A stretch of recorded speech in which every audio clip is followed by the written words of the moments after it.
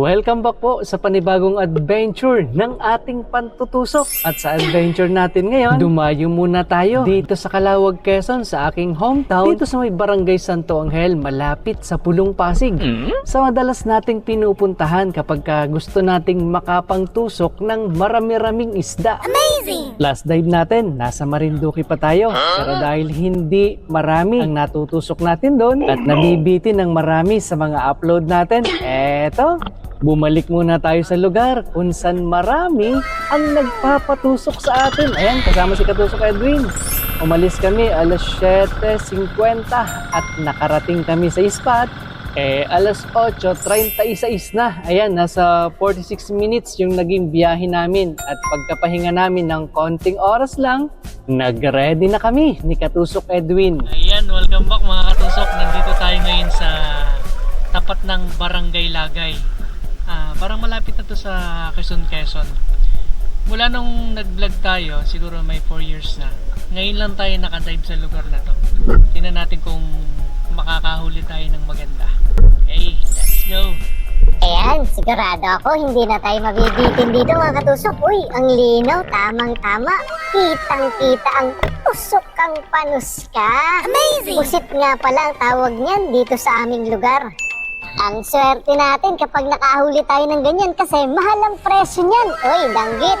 Tusok ang danggit ka. Amazing! Eto, nasa 100 na per kilo ng ganyang danggit. Kapag ka medyo malapad-lapad na, eto, may presyo na rin yan.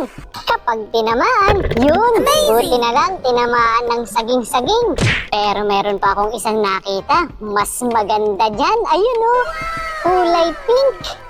Tusok ang saging-saging ka. Amazing! Mayroon pa yung isa mga katusok, nandun sa kabilang dulo ng kahoy. Siguro, nagtatago-taguan silang dalawa. Ayun o, nakatago din. Tusok ang baraka ka. Amazing! At dahil nakatusok na tayo ng baraka, shoutout muna sa inyo, Aris Ponce and family from USA. At ganun din sa'yo, John Raymond Elesterio. Eto na yung inyong request na shoutout. Kahit napakalamig ng tubig, may danggit oh. Dalawa ay, hindi, samaral yung isa mga katusok. Siyempre, unahin natin yung tusok ang samaral ka. Kasi, amazing! Mas mahal yan, kaya unahin natin yan. Tapos magre-reload na agad tayo kasi baka makatakas yung danggit. Sayang, 100 na rin ang kilo nun. At habang nagre-reload tayo, shoutout muna sa'yo, Agilang Lagalag. At bago pa mawala sa paningin ko yung danggit, suguri na natin yan. Tusok ang danggit ka. Amazing! Nakapag-ulam ka na ba ng danggit, katusok bon pangilinan?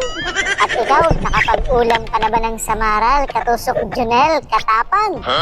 Yung samaral na lumalangoy ng paatras, yan o. Amazing! Nakatusok ka na ba ng ganyan, kasalong? Eto na naman, danggit. Tapos ang katabi niya, ayun o, manitis. Grabe, tusok ang danggit ka. Amazing! Ang alam ko sa ibang lugar, ang mahal ng presyo ng danggit. Pero dahil dito sa amin ay mura lang ang presyo niyan, shoutout muna sa'yo, Elwin Manzanes at Mel Paredes.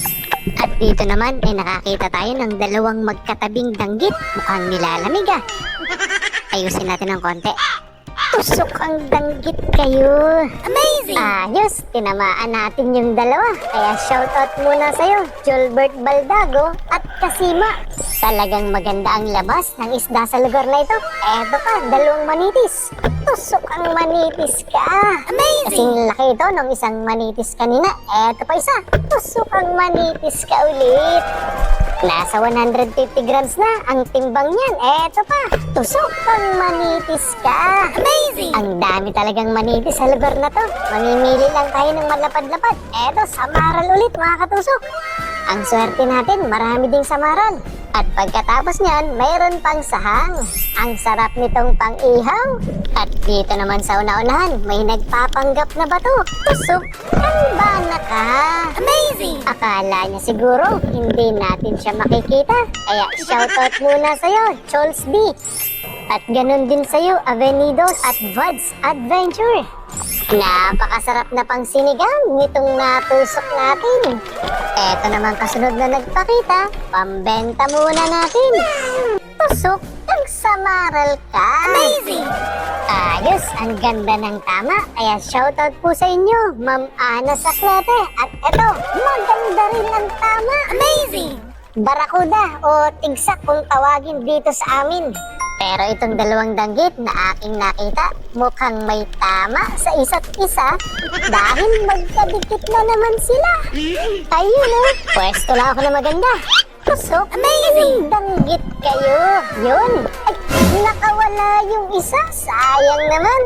Pero di bale, may kapalit namang alimasag. Ayun Ang laki nito mga katusok, nasa 200 grams. Kapag ibebenta natin, mga 40 to 50 pesos na yan.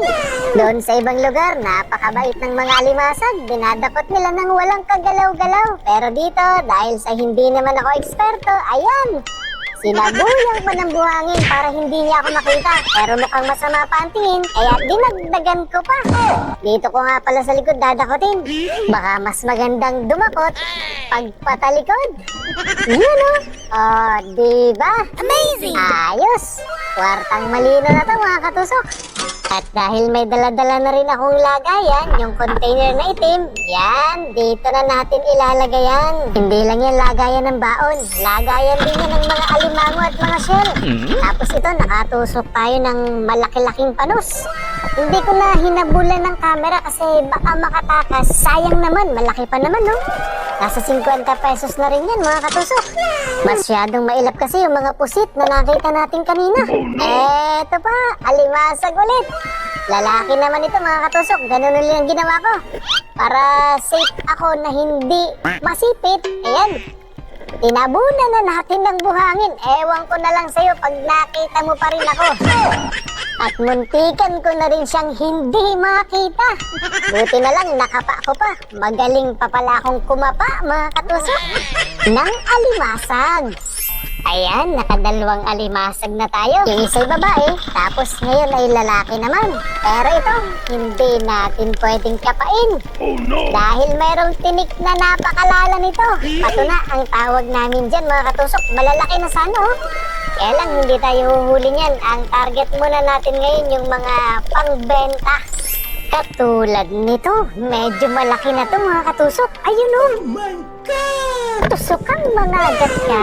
Amazing! Ang swerte natin mga katusok. Ang ganda ng tama. Ay, namata Oh no! Ako marireject pa yata. Sana naman wag. Sayang malaki na, may 300 grams na to. Kaya para hindi ma-reject, shoutout muna sa'yo, Angel Abiar. Eto, hindi marireject kahit saan tamaan. Ay, ang laki nitong natusok ko. Hindi na naman inabutan ng camera kasi sayang, nasa 300 grams siya nasa 75 pesos na yan mga katusok. At ito, bago tayo mag-break time, mayroon muna akong kinulit na nakahiga sa buhangin. Eto yung huli natin bago tayo mag-break time kasi alas 12 na mga katusok. Magtitinapay lang muna kami ni Katusok Edwin, pagkatapos ay magdadive ulit tayo. Hey, jackpot! Mga banak. Malaki yan, Pusit pa lang. Muntik na makapuno ng bangka. Ini Nagalaw pa yung pusit mo Ay makatakbo pa. At nang makapagpahinga na, pagtingin ko sa aking harapan, eto na, tusok ang talingan ka. Amazing! Parang ngayon lang tayo ulit nakakita ng talingan. Basta masipag ka lang tumingin-tingin sa tabi-tabi, ay makakatusok ka na. Tapos eto pa ang kasunod. Tumingin-tingin lang ako sa mga gilid ng bato at tusok kang sigapo ka. Amazing! Nasa 1/4 na rin itong sigapo na natusok natin. Kaya shoutout muna sa'yo, Alindaw Diniw at Erickson. At shoutout din sa'yo, Giselle, at ganun din sa'yo, MG Eric. At nang may ayos ko na sa lagayan, yung sigapo na yan, eto, baraka naman. Tusok kang baraka ka. Amazing! Sabi nga pala nung baraka, shoutout daw sa'yo, Turagsoy, Nomeron, at Daniel Azul. Ayan, may tinusok kami dito ni Katusok Edwin na medyo natagalan kami kasi ang hirap hindi siya mailabas kaagad dun sa loob ng butas.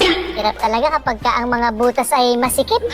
Hindi agad mailabas yung isda. Kaya tinulungan tayo ni Katusok Edwin. Tinanggal niya yung mga harang dun sa butas para mahila natin ng maayos yung natusok natin na nasa loob. Ayun no, sa bibig pala tinamaan mga katusok at nang mailabas natin, ayan, mukhang namutla na. Isang bukawin nga pala itong natusok natin kung tawagin sa Marinduque, kanuping. Kaya shoutout muna sa'yo, katusok Ronaldo Montero. At paglampas nga pala natin ang batuhan, eto, tusok kang danggit ka.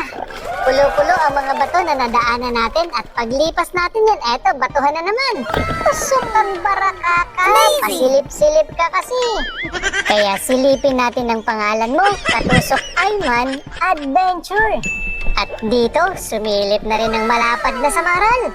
Tusok kang samaral ka. Amazing! Ang lapad nito mga katusok. Kung ito'y may 300 grams, bebenta na tayo niyan ng nasa 50 pesos.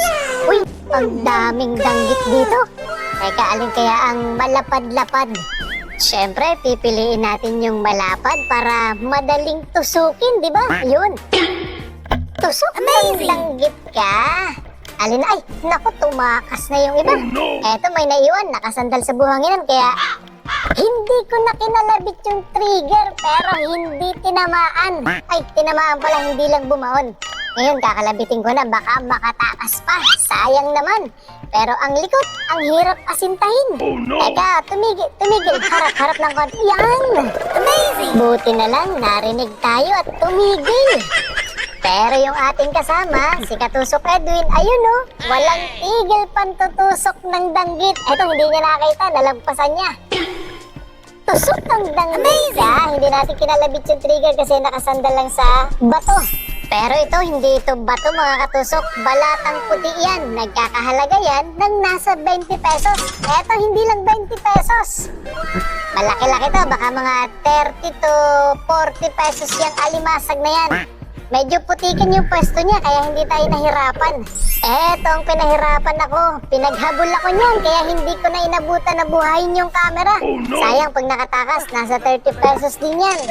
At yan na ang panghuli sa natusok natin ngayong gabing ito. Eto na yung mga huli ni Katusok Edwin, no? Nakalagay na yung iba dun sa mga lagayan at pauwi na kami mga katusok. At dahil parehas kaming antok na, nakabangga pa kami ng kahoy na nakaharang sa dagat. At bago matapos ang ating video, narito pa ang ilan sa mga shoutout natin. Shoutout po sa inyo, Juanito Hugarap. Shoutout din po kina Gorio, G. Lopez, Renato Trevino, JR, Romano Oba, Ereyuki Kakinuma, Ray Pedelino, Alex Havares. Ito na yung mga nahuli natin mga katusok. Bebenta na natin yan. Ibubukod muna yung mga pusit. Kasi nangitim na yung lagayan. Kasi may huli tayong tatlong alimasag o kasag. Tapos ibubukod din natin yung mga isda para pagdating dun sa pamilihan, pati yung pang-ulam, naihiwalay na. Eto na yung mga ibebenta natin. Yan, kasama na yung kasag dyan. Yung balatan, ipinadala na natin ng bukod. Tapos yung ating mga pusit, eto. Siguro aabot yun ng may 1 kilo. At eto na nga, yung benta natin nasa 746 plus may 60 pesos pa na nakabukod, kaya ang total niyan ay nasa 806. Ayos! Ayan, magbabanlaw muna ako pagkatapos ay magpapahinga na. Thank you for watching mga katusok. Ingat po kayo palagi.